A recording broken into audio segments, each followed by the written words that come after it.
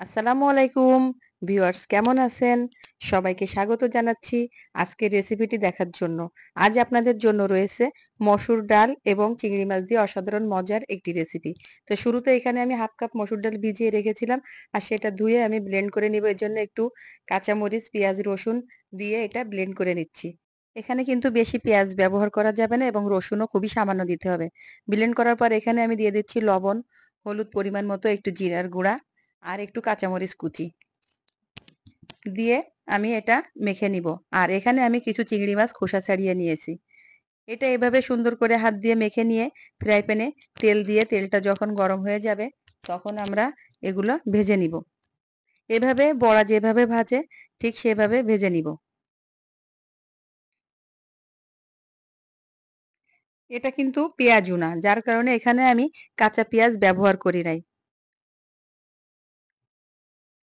সবগুলো দেওয়া হয়ে গেলে একটা সাইড যখন হয়ে যাবে তখন এভাবে উল্টিয়ে দিয়ে ভালোভাবে ভেজে নিব। ভাজা হয়ে গেলে উঠিয়ে রেখে দেব। আর এখানে আমি তেল কমিয়ে নিয়েছি। আর যে অল্প তেল ছিল সেখানে আমি হাফ কাপ পেঁয়াজ কুচি আর একটু মরিচের গুঁড়া, লবণ আর একটু ধনিয়ার গুঁড়া আর একটু হলুদ দিয়ে ভেজে নিচ্ছি। আর সাথে দিয়ে দিচ্ছি একটু আদা রসুন বাটা। এরপরে একটু পানি দিয়ে মশলাটা কষিয়ে নিয়েছি। মশলাটা কিন্তু সুন্দরভাবে কষাতে হবে, তা না হলে কিন্তু মশলার একটা কাঁচা গন্ধ আসবে। মশলাটা কষিয়ে নিয়ে যখন তেল ছেড়ে দিবে তখন আমি দিয়ে দিয়েছি এখানে চিংড়ি মাছগুলি। আর চিংড়ি মাছগুলো আগেই আমি আপনাদের দেখিয়েছি যে আমি ধুয়ে পরিষ্কার করে খোসা ছাড়িয়ে নিয়েছিলাম। চিংড়ি মাছ দেওয়ার পরে যখন পানিটা কমে যেয়ে এরকম তেল ছেড়ে দিবে, কষাতে কষাতে সুন্দর করে, তখন আমি একটু ঢাকনা দিয়ে দিব। ঢাকনা দেওয়ার ফলে ভিতরের পানিটাও বের হয়ে আসবে। আর খুব বেশি কিন্তু ভেজে ফেলা যাবে না, তাহলে কিন্তু চিংড়ি মাছগুলো শক্ত হয়ে যাবে।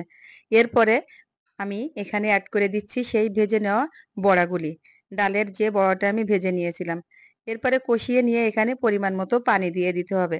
পানি কিন্তু এখানে অনেক বেশি ব্যবহার করা যাবে না, কারণ চিংড়ি মাছটাও ভাজা, বড়াটাও কিন্তু আমাদের ভাজা। জাস্ট সেদ্ধ হওয়ার জন্য, মশলাটা ভিতরে যাওয়ার জন্য যতটুকু পানি দরকার ততটুকু দিয়ে এখানে নাড়াচাড়া করে দিতে হবে। এরপর ঢাকনা দিয়ে রান্না করতে হবে। আর কিছুক্ষণ পর পর ঢাকনাটা খুলে এভাবে নাড়াচাড়া করে দিতে হবে। নাড়াচাড়া করতে করতে যখন ঝোলটা কমে আসবে তখন চুলা থেকে নামিয়ে নিতে হবে। আপনারা চাইলে এখানে ঝোলটা আরেকটু রাখতে পারেন, যেহেতু এটা পোলাওর সাথে আমি পরিবেশন করবো, এজন্য এখানে আমি ঝোলটা একেবারে কমিয়ে নিয়েছি। তো রেডি হয়ে গেল আমাদের ডাল চিংড়ির মাসালা কারি। এই কারিটা খেতে অসাধারণ মজার, আপনারা বাসায় অবশ্যই ট্রাই করবেন। আর আমার রেসিপি যদি ভালো লাগে অবশ্যই লাইক কমেন্ট শেয়ার করে পাশে থাকবেন। আর নতুন নতুন রেসিপি পেতে অবশ্যই অবশ্যই কমেন্টে জানাবেন কি ধরনের রেসিপি দেখতে চান। তো ভালো থাকেন, আল্লাহ হাফেজ।